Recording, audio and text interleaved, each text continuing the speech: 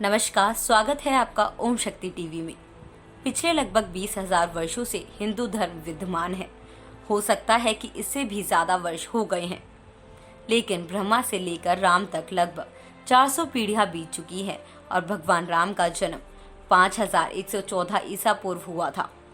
कुश से अब तक कुल 309 पीढ़ियां हो चुकी हैं। जयपुर राजघरा की महारानी पद्मिनी और उनके परिवार के लोग की राम के पुत्र कुश के वंशज हैं। महारानी पद्मिनी ने एक अंग्रेजी चैनल को दिए में कहा था कि उनके पति भवानी सिंह कुश के 309वें वंशज थे। 709 पीढ़ियों से हिंदू धर्म प्रचलन में है।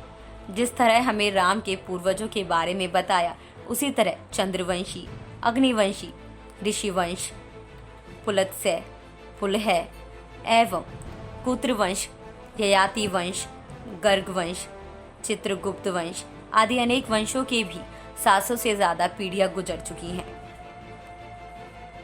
इसमें सोचने वाली बात यह है कि 1000 वर्ष पहले लोगों की उम्र 100 वर्ष से ज्यादा होती थी।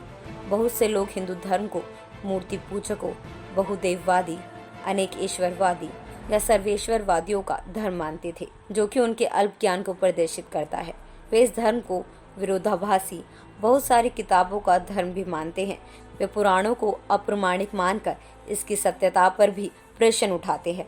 दरअसल हिंदू धर्म को आसानी से समझा नहीं जा सकता, क्योंकि ये उन धर्मों की तरह नहीं है जिन्होंने धर्म को एक सामाजिक और कानूनी ढांचे में ढालकर धर्म की हर बात को श्रेणीबद्ध कर दिया और धर्म को धर्म की बजाय एक व्यवस्था ज्यादा बना दिया है।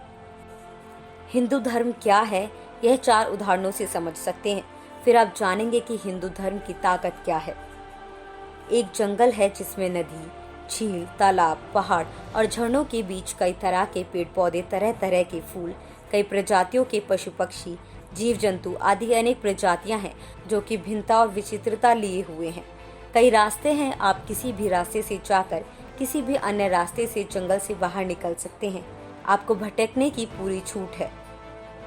दूसरी ओर एक चिड़ियाघर है, जहाँ कुछ खास किस्म के ही पेड़ पौधे हैं और हर तरह के पशु पक्षियों को एक पिंजरे में रखा गया है। वहाँ नदी और पहाड़ नहीं है, नकली झरने बनाए गए हैं। छोटी सी पतली सी निर्धारित सड़क है, उस पर चलकर सभी को दूसरे प्रवेश द्वार से बाहर निकलना है। एक सुंदर सा बगीचा है, उस बगीचे में तरह तरह के पेड़ पौधे और फल फूल लगाए हैं। छोटा सा तालाब और नकली झरना है। वहीं किसी भी प्रकार के पशु या प्राणी नहीं है, लेकिन पक्षी जरूर हैं। छोटी सी पतली सी निर्धारित सड़क है, उस पर चलकर सभी को दूसरे प्रवेश द्वार से बाहर निकलना है। एक बगीचा है जिसमें सिर्फ एक ही तरह के फूल उगे हुए हैं। ना झरना है, ना तालाब और ना ही अन्य तरह के पेड़ पौधे। बस एक ही तरह के फूलों को लाइन से उगा रखा है। आप इन्हें छू नहीं सकते। आपको अनुशासन में रहकर एक निर्धारित रास्ते पर चलकर चुपचाप दूसरे द्वार से बाहर निकल जाना है। अब आप सोचिए कि आप कहाँ घूमना पसंद करेंगे। दरअसल हिंदू धर्म उस जंगल की तरह है जहाँ घूमने के लिए आप पूर्ण रूप से स्वतंत्र हो। आप किसी भी रास्ते से जाकर अपनी मंजिल पर पहुँच सकते हो। भिन्नता और विरोधाभास ही जीवन का महत्वपूर्ण रहस्य और रोमांच है। जीवन में हर तरह के रंग होना जरूरी है। अब हम देखते हैं कि हिंदू धर्म की ताकत क्या है। हिंदू धर्म में जागरण, ज्ञान, योग, स्तुति, ध्यान, तप, जप, संकलन और समर्पण, इन 9 को सबसे बड़ा माना गया है। इस पर चलकर ही आप सिद्धि या मोक्ष को प्राप्त कर सकते हैं। यदि आपकी रुचि सिद्धि या मोक्ष में नहीं, तो इसके माध्यम से आप स्वस्थ रह सकते हैं और आप जीवन के किसी भी क्षेत्र में सफलता प्राप्त कर सकते हैं। हिंदू धर्म में रहस्य को महत्व दिया गया है। जीवन में यदि रहस्य नहीं, तो रोमांच और उत्साह भी नहीं रहेगा। हर वक्त किसी बात की खोज करना ही रोमांच है। इसलिए हिंदू धर्म एक रहस्यवादी धर्म है। जीवन, आत्मा, पुनर्जन्म, परमात्मा और यह ब्रह्मांड एक रहस्य ही है। इस रहस्य को जानने का रोमांच मनुष्य में आदिकाल से ही रहा है। जिस मनुष्य की इस रहस्य को जानने में रुचि नहीं है, वह पशुवत समान ही है। जीवन समझो व्यर्थ ही गया। हिंदू धर्म मानता है कि मनुष्य का जन्म खुद को जानने के लिए ही हुआ है। हिंदू धर्म में स्वअनुशासन को बहुत महत्व दिया गया है। यह आपकी और दूसरों की स्वतंत्रता को कायम रखने और धर्म, देश एवं समाज को व्यवस्थित रखने के लिए जरूरी है। यदि देश के नागरिकों में स्वअनुशासन नहीं है तो वे देश नहीं बल्कि एक भीड़ है जिस कोई भी किसी भी तरीके से संचालित कर सकता है। हिंदू धर्म व्यक्ति स्वतंत्रता को महत्व देता है, जबकि दूसरे धर्मों में सामाजिक बंधन प्रत्यक्ष और अप्रत्यक्ष रूप से लागू है। हिंदू धर्म मानता है कि व्यक्ति स्वतंत्रता से ही व्यक्ति की आत्मा का विकास होता है। यही कारण रहा है कि हिंदुओं में हजारों वैज्ञानिक, समाज सुधारक और दार्शनिक हुए जिन्होंने धर्म को नई ऊंचाइयों पर पहुंचाया। लेकिन इस स्वतंत्रता का यदि दुरुपयोग हो रहा है या दूसरों की स्वतंत्रता का हनन किया जा रहा है तो ऐसे व्यक्ति को दंड देना जरूरी है। इसलिए स्वअनुशासन, सह अस्तित्व और स्वीकार्यता पर जोर दिया गया है। हिंदू धर्म में क्या है, यह जानने के लिए धर्म के तत्व ज्ञान को जानना जरूरी है। तत्व ज्ञान हमें ईश्वर, आत्मा, ब्रह्मांड, पुनर्जन्म और कर्मों का सिद्धांत के बारे में सही जानकारी देकर हमारी सोच को विकसित करता है। वेदों में तत्व ज्ञान की बातें कही गई है।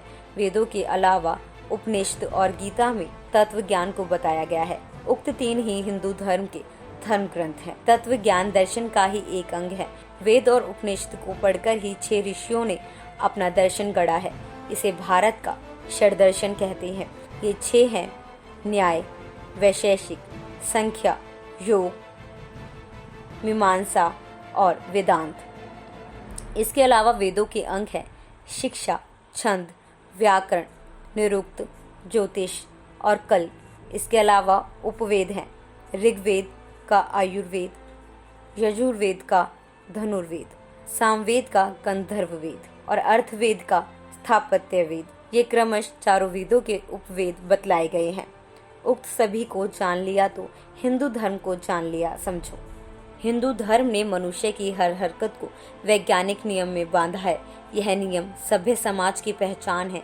इसके लिए प्रमुख कर्तव्यों का वर्णन किया गया है जिसको अपनाकर जीवन को सुंदर और सुखी बनाया जा सकता है, जैसे संध्या वंदन, वैदिक प्रार्थना और ध्यान, तीर्थ, 4 धाम, दान, अन्न, वस्त्र और धन, व्रत, श्रावण मास, एकादशी, प्रदोष पर्व, शिवरात्रि, नवरात्रि, रामनवमी, कृष्ण जन्माष्टमी और कुंभ, पंचयज्ञ, ब्रह्मयज्ञ, देवयज्ञ, पितृयज्ञ, श्रद्धाकर्म, वैश्वदेव यज्ञ और अतिथि यज्ञ, वेद, गीता पाठ और ईश्वर प्राणिधान, एक ईश्वर के प्रति समर्पण।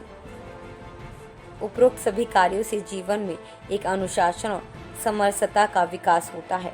इससे जीवन सफल, सेहतमंद, शांतिमय और समृद्धिपूर्ण बनता है। अंत हिंदू धर्म जीवन जीने की कला सिखाता है। इसलिए धर्म, अर्थ, काम और मोक्ष 4 पुरुषार्थी लक्ष्य हैं। धर्म, अर्थ, काम और मोक्ष, उक्त 4 को 2 भागों में विभक्त किया है। पहला धर्म और अर्थ, दूसरा काम और मोक्ष। काम का अर्थ है सांसारिक सुख और मोक्ष का अर्थ है सांसारिक सुख और दुख और बंधनों की मुक्ति। इन 2 पुरुषार्थ काम और मोक्ष के साधन हैं। अर्थ और धर्म, अर्थ से काम और धर्म से मोक्ष साधा जाता है। अक्सर हिंदू धर्म की इस बात के लिए आलोचना होती है कि यह प्रकृति पूजकों का धर्म है, ईश्वर को छोड़कर ग्रह और नक्षत्रों की पूजा करता है। यह तो जाहिलापन है। दरअसल हिंदू मानते हैं कि कंकर कंकर में शंकर है, अर्थात प्रत्येक कण में ईश्वर है। इसका यह मतलब नहीं कि प्रकृति कण को पूजा जाए। इसका यह मतलब है कि प्रत्येक कण में जीवन है। वृक्ष भी सांस लेते हैं और लताएं भी। दरअसल जो दिखाई दे रहा है पहला सत्य तो वही है। प्रत्येक व्यक्ति करोड़ों मील दूर दिखाई दे रही उस टिमटिमाते तारे से जुड़ा हुआ है, इसलिए क्योंकि उसे दिखाई दे रहा है। दिखाई देने का अर्थ है कि उसका प्रकाश आपकी आंखों तक पहुंच रहा है। हमारे वैदिक ऋषियों ने कुदरत के रहस्य को अच्छे से समझा है। वे कहते हैं कि प्रकृति ईश्वर की अनुपम कृति है। प्रकृति से मांगो तो निश्चित ही मिलेगा। हिंदू धर्म उत्सवों को महत्व देता है। जीवन में उत्साह और उत्सव होना जरूरी है। ईश्वर ने ही मनुष्य को खुलकर हंसने, उत्सव मनाने, मनोरंजन करने और खेलने की योग्यता दी है। यही कारण है कि सभी हिंदू त्योहारों और संस्कारों में संयमित और संस्कारबद्ध रहकर नृत्य, संगीत और पकवानों का अच्छे से सामंजस्य बैठाते हुए समावेश किया गया है। उत्सव से जीवन में सकारात्मकता, मिलनसारिता और अनुभवों का विस्तार होता है। अंत में तत्व ज्ञान और दर्शन ही हिंदू धर्म की सबसे बड़ी ताकत है, जिसके आधार पर संपूर्ण धर्म खड़ा है। ऐसी खबरें देखने के लिए देखते रहें ओम शक्ति टीवी।